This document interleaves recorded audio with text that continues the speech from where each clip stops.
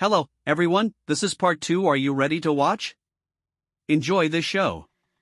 After my last post, I officially met with a divorce lawyer to get the ball rolling. I explained everything, her cheating, Drake's involvement, and how I'd been the primary provider for our family while Sofia stayed home with Aron most of the time. The lawyer assured me we had a solid case for custody, especially if I could prove that Sofia's behavior was putting Aron in an unstable environment. Meanwhile, I've been spending as much time with Aron as possible. He's my top priority, and I hate the idea of him being caught in the middle of this mess. Unfortunately, it looks like Sofia is trying to drag him into it. When I picked Aron up for a visit last weekend, he was unusually quiet on the drive to my place. Normally, he's full of energy, but this time he just stared out the window. I asked him what was wrong, and after a long pause, he said, "Mommy said you don't love us anymore." I nearly slammed on the brakes. "What?" I asked, trying to stay calm. "She said you don't want to be a family because you're mad at her and Uncle Drake," he said, looking so confused and sad that it broke my heart. I reassured him immediately, telling him, "Aron, that's not true at all. I love you more than anything in the world. None of this is your fault, okay?" He nodded, but I could tell he was still processing everything. When I dropped him back off at Sofia's, I confronted her about it. I told her, "Don't you dare use Aron to manipulate me. Whatever issues we have, leave him out of it." Of course, she denied everything. She even had the audacity to say, "I don't know where he got that idea. Maybe you're the one putting things in his head." Classic Sofia, always flipping the blame. But it doesn't stop there. A few days ago, I got a call from my lawyer, who told me Sofia had countered my divorce filing with some outrageous claims. She's accusing me of being an absentee father and emotionally neglecting her and Aron. She even threw in some nonsense about me having anger issues, which is laughable because I've never raised my voice at her, let alone been aggressive. The kicker?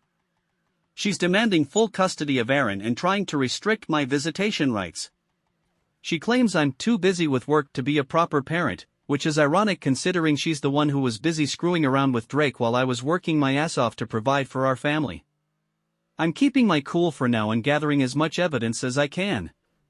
I've saved all of her erratic texts, and I'm working on getting a statement from Mike, who can confirm I stayed with him after catching her with Drake. I've also started documenting everything Aron says about her and Drake, just in case it becomes relevant in court.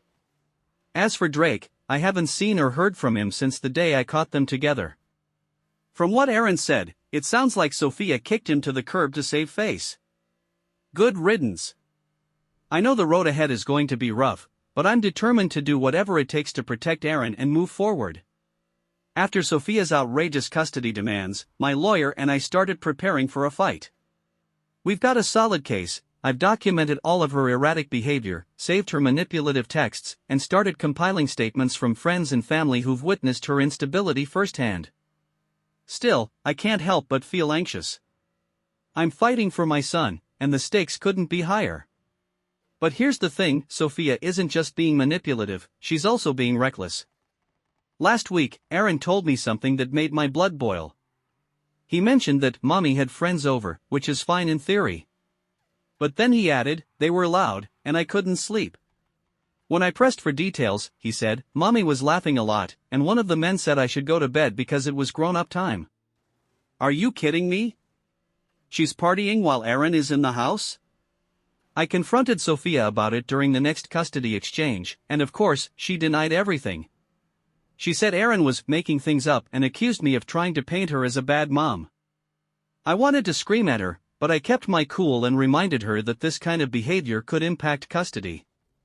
That seemed to scare her a little, but not enough to actually change her ways. Then, just when I thought things couldn't get more chaotic, Drake reappeared. A few nights ago, I got a call from Sofia. She was hysterical, crying so hard I could barely understand her. Eventually, she blurted out, Drake came to the house. Apparently, he showed up unannounced and started yelling at her about ruining his life. He accused her of leading him on and throwing him under the bus when things went south. From what she said, it sounds like he's lost his job, no surprise there, and is struggling financially. She called me because she wanted me to talk to him and make him leave her alone. I almost laughed at the absurdity of it.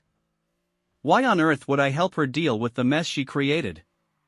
I told her, Drake is your problem, not mine. Handle it yourself. Then I hung up. But here's the kicker, Sofia is now trying to twist the situation to make herself look like the victim.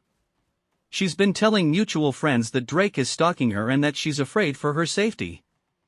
I don't doubt that he's angry, she used him just as much as she betrayed me, but I also know Sofia has a habit of exaggerating to gain sympathy. Despite everything, I'm staying focused on Aron. I've started looking into therapists for him because I'm worried about how all of this is affecting him.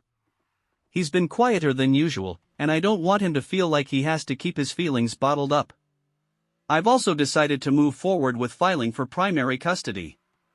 Aron needs stability, and Sofia is clearly incapable of providing that right now. My lawyer thinks we have a strong case, but I know this fight is going to get ugly. Thanks for sticking with me through this, Reddit. I'll update again soon, hopefully with some progress on the custody front. But Sofia isn't going down quietly. First, she tried to use Aron as a pawn again. When I picked him up for our scheduled visit, she handed me a backpack and said, make sure he brings all his stuff back this time. I'm sick of replacing things you lose. It was such a petty comment, but I ignored it for Aron's sake. Later, when I unpacked the bag, I found a notebook tucked inside. At first, I thought it was Aron's, but when I flipped through it, I realized it was Sofia's. She had written pages and pages of what looked like a journal, but instead of reflecting on her life, it was full of lies about me. One entry said, he's never home. He works late just to avoid me and Aron. Sometimes I wonder if he even loves us anymore. Another claimed, he has such a temper. I've started keeping track of all the times he yells at me. For the record, I don't yell. Ever. It was clear she was fabricating a narrative to use in court. I took pictures of the pages and immediately called my lawyer. He said the notebook might actually hurt her case more than help it, especially since we can prove she's been dishonest. Then came the next bombshell, Drake contacted me. Out of nowhere, I got a message from him on social media. It was short and to the point. Hey, man. I'm sorry for what happened. I didn't know she was married at first, and by the time I found out, I was already in too deep. She told me you were distant and didn't care about her or Aron. I believed her, but now I see she was just using me. I'm sorry for my part in all this. I didn't respond, but I forwarded the message to my lawyer. If Drake is willing to testify about Sofia's lies, it could strengthen my custody case. Meanwhile, Sofia's been trying to play the victim with our mutual friends. She's been telling people that I abandoned her and that she's struggling to raise Aron alone. Luckily, most of our friends know the truth and aren't buying her sob story. One friend even called me to vent about how Sofia cornered her at a coffee shop and tried to guilt-trip her into taking her side. She said Sofia started crying when she realized no one was falling for her act. As for Aron, he's doing a little better. I found a great child therapist who's helping him process everything. He still asks why mommy and daddy can't live together, but I keep reassuring him that none of this is his fault and that both of his parents love him. The next court hearing is coming up in a couple of weeks, and I'm bracing myself for whatever tricks Sofia has up her sleeve. I just hope the judge sees through her lies and does what's best for Aron. Thanks again for all the support, Reddit. Your advice and encouragement mean more than you know. When we got to court, Sofia walked in looking like she was ready for a red carpet event. She had on a sharp blazer, her makeup was flawless, and she carried herself like she already won. Drake wasn't there, which surprised me a bit, but it turned out he wasn't needed for this stage of the case. Our lawyers presented their opening arguments. My lawyer focused on Aron's best interests, emphasizing the stable environment I could provide and pointing out Sofia's pattern of poor decision-making. Sofia's lawyer, on the other hand, painted her as a devoted mother who had been wronged by a neglectful and absentee husband. Then Sofia took the stand. She started with the usual sob story about how she had no choice but to cheat because she was so lonely and unsupported in our marriage. She claimed I was emotionally unavailable and accused me of prioritizing work over our family.